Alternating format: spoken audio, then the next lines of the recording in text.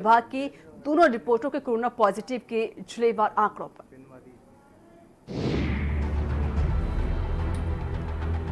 उत्तराखंड में तेजी से बढ़ रहा कोरोना का ग्राफ। अब तक 1537 कोरोना पॉजिटिव की पुष्टि हुई है। राज्य में 126 नए मरीजों में कोरोना वायरस की पुष्टि हुई है।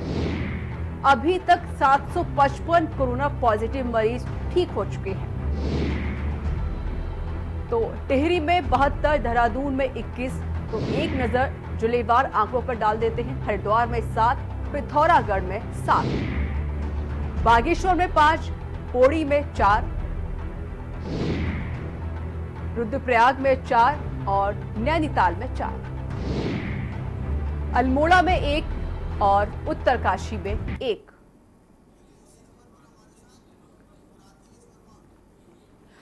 और इसी खबर पर अधिक जानकारी के लिए हमारे साथ विशेष संवाददाता राजेश बाबा जुड़ चुके हैं। राजेश, जिस तरीके से लगातार आंकड़े बढ़ते जा रहे हैं उत्तराखंड में, बहुत ही चिंता का विषय बन चुके हैं।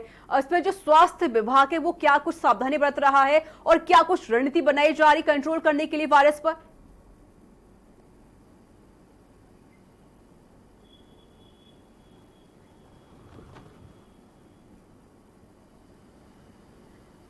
राजेश, आपसे फिर जुड़ने की कोशिश करेंगे। लगातार है आपकी आवाज हम तक नहीं पहुंच पा रही है। तो उत्तराखंड में लगातार आंकड़े बढ़ते जा रहे हैं। अब तक के हम आंकड़ों की बात करें तो उत्तराखंड में 1537 ऐसे मामले आ गए हैं जो संक्रमित के हैं और सरकार इस पर पूरा जी। और राजेश जी, जिस तरीके से लगातार आंकड़े बढ़ते जा रहे हैं उत्तराखंड में, बहुत ही चिंता का विषय हो गई है। लेकिन इनको कंट्रोल करने के लिए जो मरीज लगातार बढ़ रहे हैं, पॉजिटिव केस आ रहे हैं, इनको कंट्रोल करने के लिए स्वास्थ्य विभाग क्या कुछ सावधानी बरत रहा है और क्या कुछ रणनीति बनाई जा रही है सरकार की तरफ से?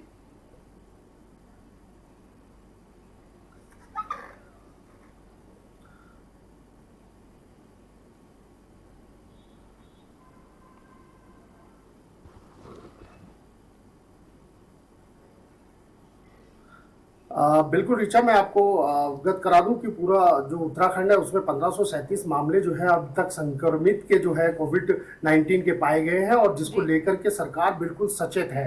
दूसरी तरफ अनलॉकडाउन 1 की शुरुआत जिस तरीके से हुई थी, उसके बाद अनलॉकडाउन 2 पे जो इस समय फेज चल रहा है, तो कहीं ना कहीं यात्रा को लेकर के भी एक स्थिति जो है वो सरकार द्वारा क्लियर की गई है कि जो यात्रा भी सरकार जो है 4 धाम यात्रा शुरू करने जा रही है। लेकिन अभी कुछ गाइडलाइंस ऐसी हैं जिनके ऊपर काम हो रहा है और 30 जून के बाद जो है वो आम यात्रियों के लिए भी यात्रा जो है वो खुल जाएगी। लेकिन फिलहाल इस समय की जो महामारी है, जो कोविड की संख्या लगातार उत्तराखंड में बढ़ रही है, चिंता का विषय है। चाहे वो स्वास्थ्य विभाग की बात करें या तमाम आला अधिकारी जो है इन संक्रमित मरीजों की जो है पूरी मॉनिटरिंग कर रहे हैं। अगर राज्य से दूसरे राज्य में कोई भी आ रहा है तो उसको क्वारंटाइन की जो प्रक्रिया है वो लगातार की जा रही है। और साथ ही अगर हम बात करें तो अभी तक जो है केंद्र सरकार द्वारा जो है राज्य सरकार को 31 ऐसे जो रेड जोन वाले इलाके हैं जिनके चिन्हित किए गए हैं, उनके नाम बाकायदा दिए गए हैं राज्य सरकार को। और बाकायदा इसमें बताया गया है कि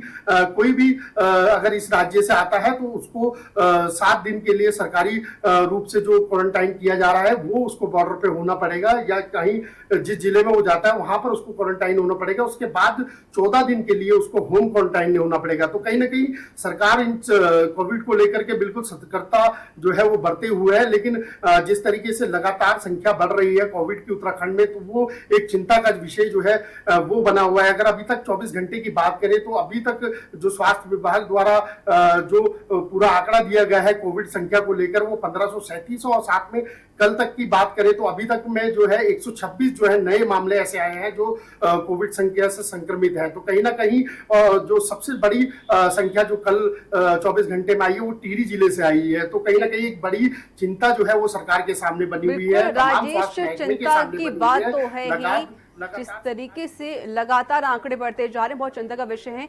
लेकिन अगर हम बात मजदूरों की करें, जो प्रवासी मजदूर आ रहे हैं, क्या उनका आना अभी भी जारी है? अगर वो आ भी चुके हैं तो उनके लिए क्या कुछ सरकार क्या कोशिश कर रही है? उनको रोजगार दिया जा रहा है कि नहीं?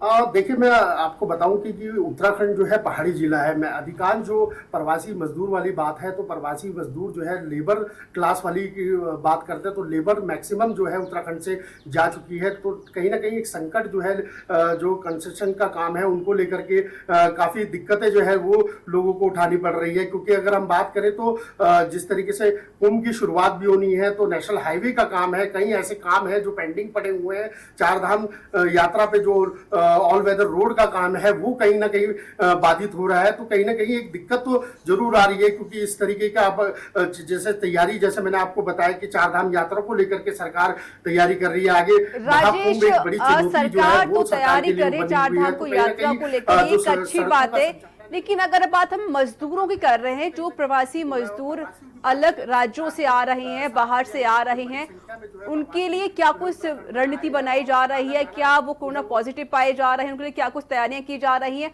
और बात अगर हम रोजगार की करें तो उनके लिए क्या कुछ सावधानी बरती जा रही है? और जो प्रवासी मजदूर बाहर से आ रहे हैं उनमें कितने लोग पॉजिटिव पाए गए हैं?